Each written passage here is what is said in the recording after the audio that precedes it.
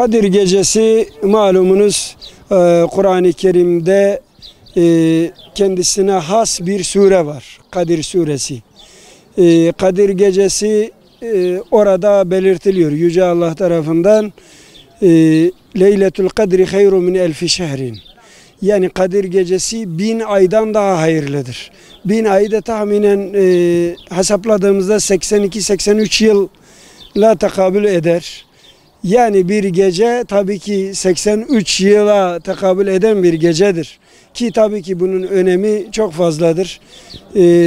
Orada o surede anlatılıyor. Tabii ki Estaizu billah inna enzelnahu fi leyletil kadr. Biz Kur'an'ı Kadir Gecesi'nde indirdik Yüce Allah buyuruyor. Ve ma adrake ma leyletul kadr. Ya Muhammed bilir misin Kadir Gecesi'nin ne olduğunu? Leyletul kadri hayru min elfi şehr. Kadir Gecesi 1000 aydan daha hayırlıdır. Tenezzelül melâiketu ve ruhu fiha. Biizni Rabbihim. Tabi Rabbinin izniyle melekler o gece yere iner. Hatta ve ruhu da orada Cibril-i Emin. Hazreti Cebrail maksat orada odur. Yani melekler ve Hazreti Cebrail yere inerler. Min kulli emrin selamun hiye hatta matla'il fecr. Yani o şafak sökünceye kadar rahmet, bereket iner. Selam orada huzur, barış, güven, insanların huzuru için melekler dua ederler. Ya Rabbi işte bu Müslümanlar için ne iyiyse onlar bizler için melekler de bile dua ederler. İşte Kadir Gecesi'nin kısa ve öz anlatımı yani burada görebilmekteyiz. Kadir Gecesi işte bizim en değer verdiğimiz, önem verdiğimiz bizim inancımız olan kitabımız, birinci ana kaynağımız olan İslam'da Kur'an-ı Kerim'dir. Kur'an-ı Kerim o gece indirilmiş. Genel itibariyle Ramazan'ın herhangi bir gecesinde olabilir.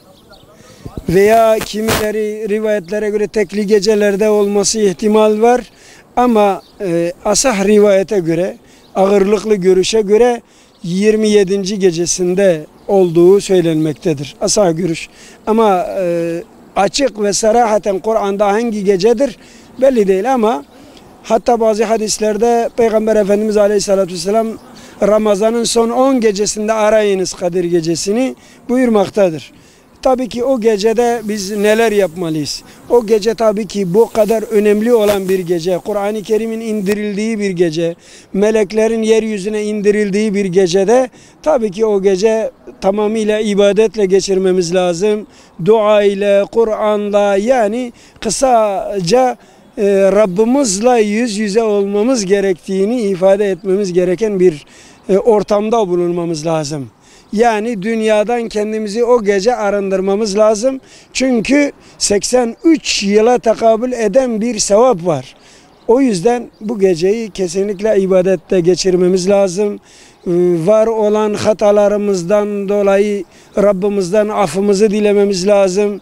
Kul hakları varsa üzerimizde gidip kul haklarını ödememiz lazım. O gecede daha o geceye girmeden önce bunları yerine getirmemiz gerekir.